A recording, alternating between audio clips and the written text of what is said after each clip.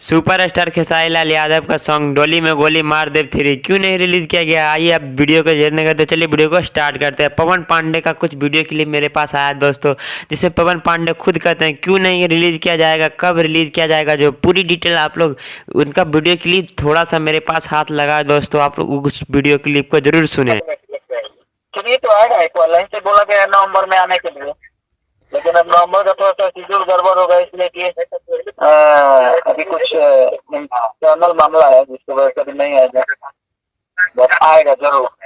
लोगों ने सुन लिया कि कुछ टर्नल मामला है, तो आइए इस बारे में पूरा डिटेल में हम आप लोग को बताते हैं कि फिर से मेरे पास एक छोटा सा क्लिप पवन पांडे का आया है दोस्तों, तो आइए उस क्लिप को भी आप लोग जरूर सुने।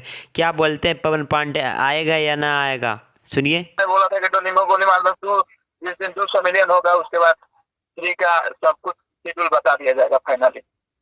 तो वो भी हमारा डोली में गोली मार दो 2 भी 195 मिलियन हो गया है, 5 मिलियन बाकी है। 200 मिलियन जैसे ही होगा वैसे ही मेरा 3 का पोस्टर लॉन्च करेंगे।